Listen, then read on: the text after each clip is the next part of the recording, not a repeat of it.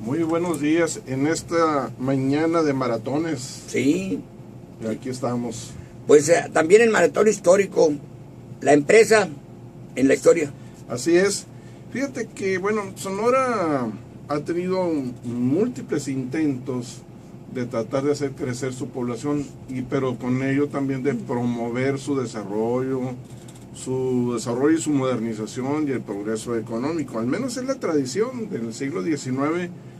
Pero estos intentos y esta tradición de colonizar el Estado como una fórmula para salir y desarrollarlo, pues se extiende hasta el siglo XX. Tú recordarás la época de Abelardo L. Rodríguez. Bueno, no es que la recuerdes, es que se conoce, ¿no? Se conoce lo que hizo Abelardo L. Rodríguez. Pero bueno, hay proyectos que se han hecho en que los extranjeros han llegado a título individual, título personal, y otros han llegado como intentos de empresas precisamente de colonización. Algunas han sido exitosas, otras pues han fracasado y se han convertido en verdaderos dolores de cabeza para nuestro estado y nuestro país, cuando se han convertido en punta de lanza o en pretextos como aquellos sobre todo del siglo XIX que intentaron convertir a Sonora en un estado independiente o agregarlo a la Unión Americana, otros en los intentos como considerarlo como parte de otros imperios del siglo XIX, como lo era Francia. Yo creo que esto de la vocación de la creación de la empresa, maestro, tiene mucho que ver con lo innato.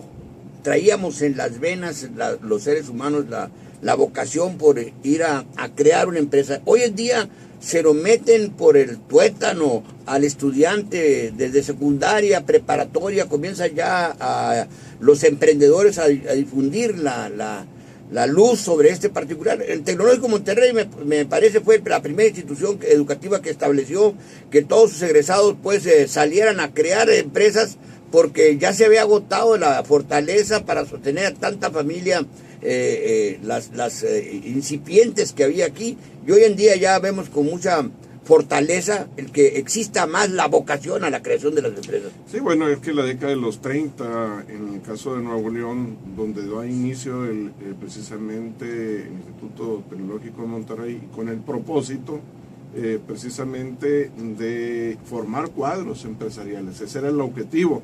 Ya en nuestro caso, pues... la formación de capataces, le decían el Tecnológico Monterrey. Sí, en el caso de Sonora, pues la Universidad de Sonora, desde la década de los 40, una de las primeras escuelas fue la Escuela de Contaduría y Administración, y hasta la fecha, pues ha sido el granero, ya no de tanto de trabajadores, de gente calificada para administrar las empresas, que por un lado es eso, sino también formar y desarrollar las empresas, y muchos de los alumnos y egresados de la Universidad de Sonora pues se han convertido ya en sus propios proyectos emprendedores. Pero bueno, la cuestión es que la idea de la empresa es emprender, y la compañía, pues muchos dicen que emprender viene tiene un origen lejano y que significa tomar el camino. Yo creo que tiene que impregnarse totalmente el estudiante, el formado, de que debe de emprender una empresa, porque a la salida, ¿qué tope se pega? Creyendo que ya está lista la solicitud para que la firme, porque ya lo aceptaron una empresa. Están golpeándose las narices con las puertas que les dan, porque no hay trabajo. Tienen que crear nuevas empresas obligadamente. Ellos surgir de las escuelas formadoras de las diferentes actividades a establecerse como empresarios. Digamos que hay mucho trabajo por hacer, lo que no hay es empleo, ¿no? Y lo que es desarrollar tu propia capacidad, tu propia iniciativa con ese fin. Pero ¿qué dices? Mira, platiquemos. Hubo proyectos frustrados en el siglo XIX, como de aquel conde Prinday que lo mandaron, vino con una compañía desde San Francisco, con el objetivo precisamente de que este grupo de extranjeros pudiera desarrollar y convertirse en protectores y desarrolladores de la zona fronteriza, donde prácticamente era una zona de conflicto con la cuestión apache. Pero también sabemos lo que significó el conde Arusé de Borbón, lo que pasó con Henry Craven en Caborca, y otro en el caso de Sinaloa, como lo fue Owen en Topolobampo, aquel gran proyecto de apertura de del campo, de las tierras de lo que es actualmente Mochis, y que bueno, terminó en un proyecto que algunos lo tildan de socialista, pero que fracasó. Otro proyecto como el de Guillermo Andrade también, que pretendió colonizar el desierto, la región de Altar, aprovechando las aguas del río Colorado, y bueno, y con eso pretendía que el desierto se convirtiera en ese vergel que después, de alguna manera, ha sido la tónica con la que se ha visto en la época de Abelardo L. Rodríguez, precisamente convertir el desierto en ese vergel, en ese gran productor, en ese gran granero de la agricultura moderna y exportadora con la cual se ha identificado a Sonora. Hay, sin embargo, proyectos que han quedado entre esa sensación de fracaso y de éxito, pero que de alguna manera fueron empresas que constituyeron la experiencia para que posteriormente fuera posible que finalmente, en el caso del Valle del Yaqui, esta pudiera llegar a convertirse en un proyecto exitoso. Carlos Conant, por allá hacia la década de los 80, 90, hacia los 90, pues intenta algo similar, incluso apertura de canales, e inicia la apertura de canales, pero los problemas de capitalización pues terminan por establecer la viabilidad o no, sino el problema de recursos de liquidez con las cuales poder mantener los trabajos. Sin embargo, este fracaso aparente de Carlos Conant en la apertura del Valle del Yaqui, pues se convirtió en ese gran otro proyecto que fue la compañía Richardson en la región del Yaqui, que es muy interesante porque... 50 años después, ¿cuántos años después? No, fueron como 20 años después, casi muy poco tiempo en realidad. Pues, parecido a los proyectos que hablas tú de Abelardo Rodríguez, cuando hace la presa Abelardo Rodríguez y creyendo que va a llegar el agua hasta la región costera y se atora ahí en el Cerro de Izaba. Pues, si no llega muy lejos, pues, en pero realidad... de todas maneras, la idea aquella sembrada, llegan los europeos, Ciscomani, claro. Herminio Ciscomani perfora el primer pozo de 7 cerros y entonces se abre el resto de la costa.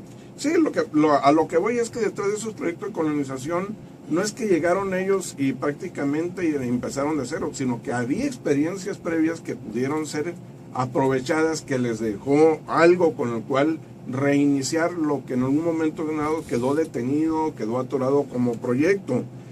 El caso de la Richardson es interesante porque precisamente lo que busca es crear una comunidad de nuevos productores agrícolas, pero de pequeños productores, ya no de los grandes hacendados, no de los rancheros, sino productores agrícolas de espacios más reducidos, pero más eficientes, dotados ya de canalización para aprovechamiento con las aguas del río Yaqui.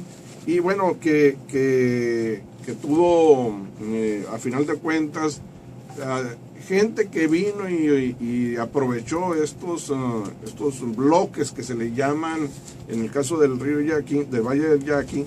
Y bueno, la historia de cómo se ha venido formando esta comunidad de productores del Valle del Yaqui ya la conocemos, una comunidad fuerte en términos empresariales y que bueno...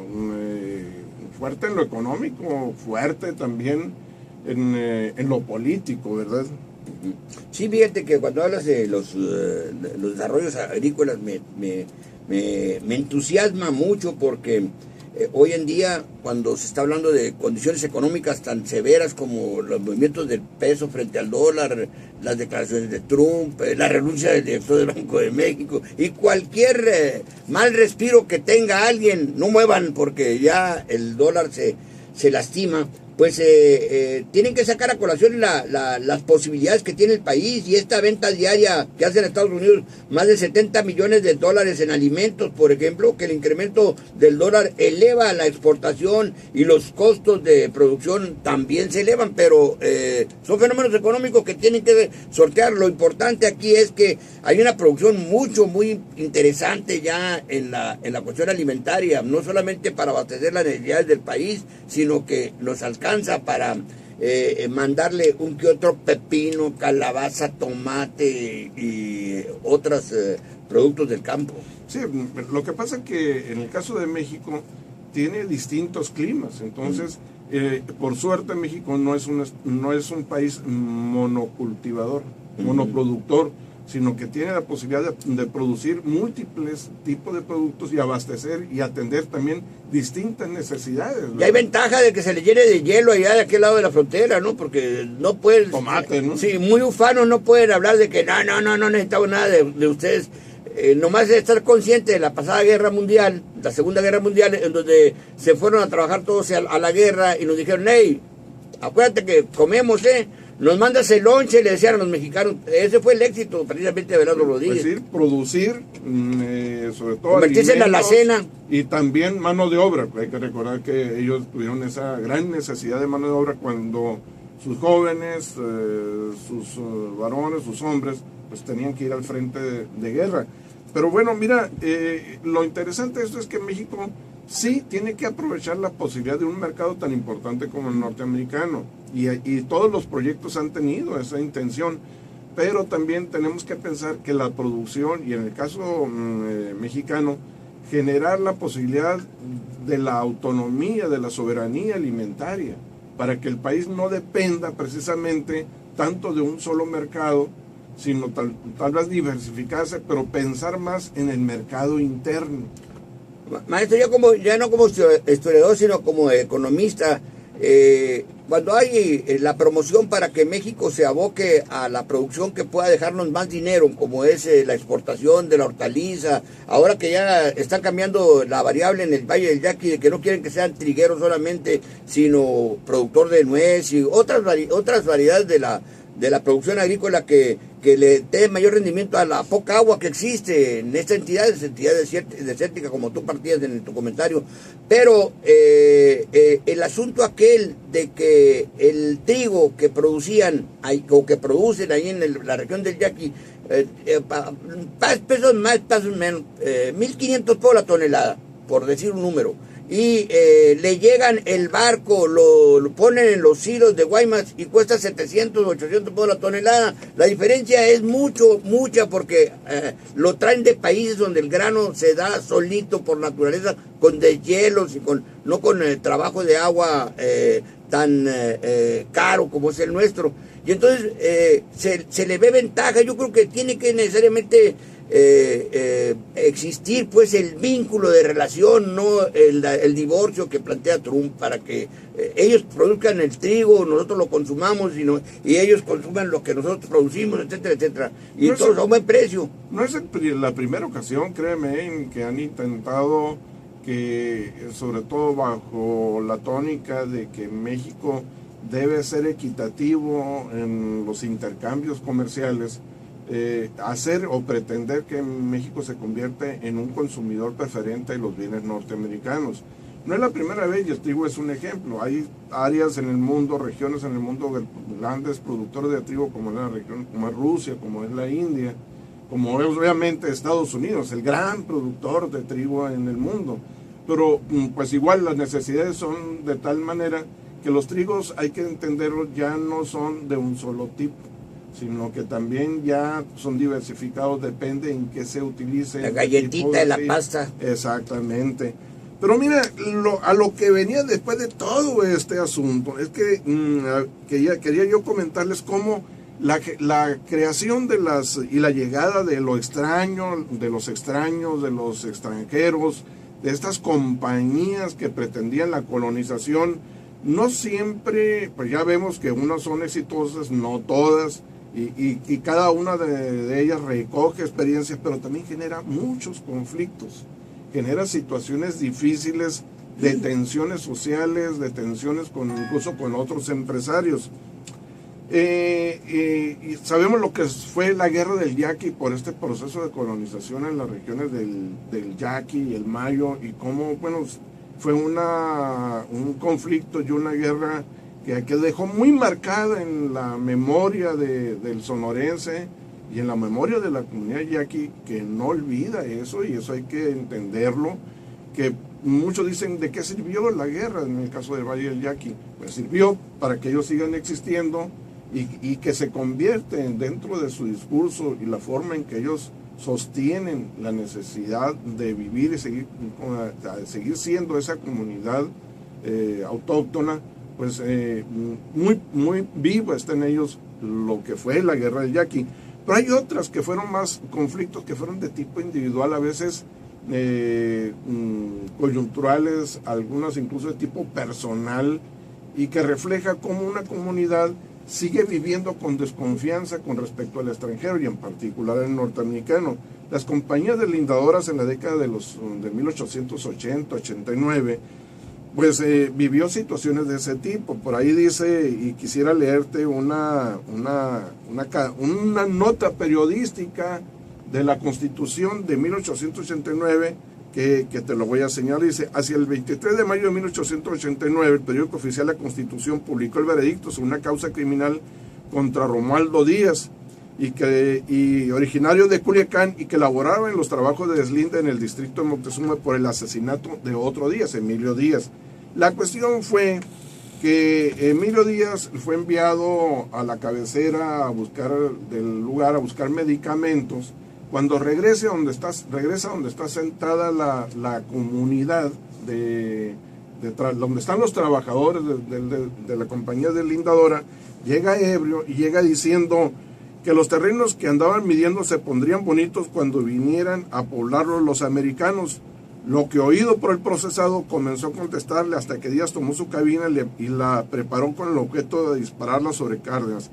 Este respondió a la agresión, causando la muerte de Díaz. Es decir, incluso a veces situaciones de persona a persona es un reflejo de cómo ya también las poblaciones habían generado esa desconfianza a lo que representaba lo extranjero, y fue difícil durante mucho tiempo cambiar la mentalidad o haz que el sonorense pudiera aceptar al extranjero como parte de la posibilidad de desarrollar este país. De este tipo de crímenes que se presentó en esta época, y este crecimiento y desarrollo de un nacionalismo se va a hacer más fuerte todavía en la década entre 1900 y 1910, previo a la Revolución Mexicana. Queremos en ese sentido, y esperemos, ¿no?, que la posibilidad de estos intercambios se puedan dar sin esta situación a la que tú te refieres, la de odios. O sea, si vamos a colaborar, a cooperar, pues tendremos que empezar que previamente no debe de existir un discurso de odio como el que prevalece de aquel lado, o como en nuestro caso a veces también se pueda llegar a dar de persona a persona.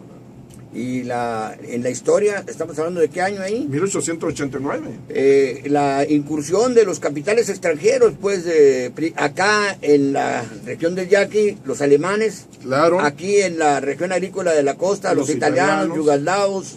Sí, claro. Lo que pasa es que en la costa de Hermosillo hay una época en que se pretendía que eran los individuos, las personas, los que llegaban a colonizar y que son los que iban a cambiar. Pero no es nada más eso, sino también los capitales son los que fundamentalmente cambian las cosas. Y en la actualidad, pues el proceso económico está muy sostenido en la industria minera, en la industria turística, y también ahí llegan los canadienses, llegan los norteamericanos. Hoy vemos esa presencia de capitales de otro tipo, no nomás norteamericano como el canadiense, en las cuestiones de la agricultura, la producción de la uva y demás productos, ¿no? Y claro, en el caso de la costa de Hermosillo hay que recordar que ya había agricultores previos que sabían lo que era el clima de la costa de Hermosillo, lo que se podía producir, cómo producirlo y las situaciones de sequía. Y bueno, los italianos llegan y aprovechan ese conocimiento previo que sonorenses habían desarrollado, y eso no hay que olvidar. Y también ahora en el berrinche de Donald Trump, pues nos ofrecen un tablón de salvación los chinos.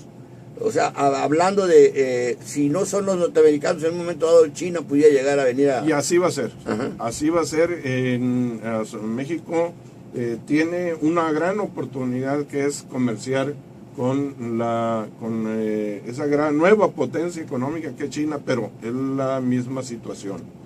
Primero tenemos que fortalecer nuestro mercado interno, nuestra autonomía alimenticia y agrícola, generar conocimiento, ciencia y tecnología para estar en condiciones de una mejor negociación a la hora de estar de frente ante las grandes potencias. Ismael, no hay nada nuevo bajo el sol. Pues, sin embargo, recurrir a la historia, qué importante es para... Ojalá no metiéramos la pata otra vez. No, ten la seguridad que los historiadores no van a encargar de eso, de que no volver a incurrir en los mismos errores. Pues apoyados en un pues conocedor mucho de la profundidad de la historia, el maestro Ismael Valencia Ortega, a quien agradecemos su participación. Gracias a ustedes. Aquí voy a quedarme, estoy un buen rato. Muy bien, aquí te atendemos. Vamos a ir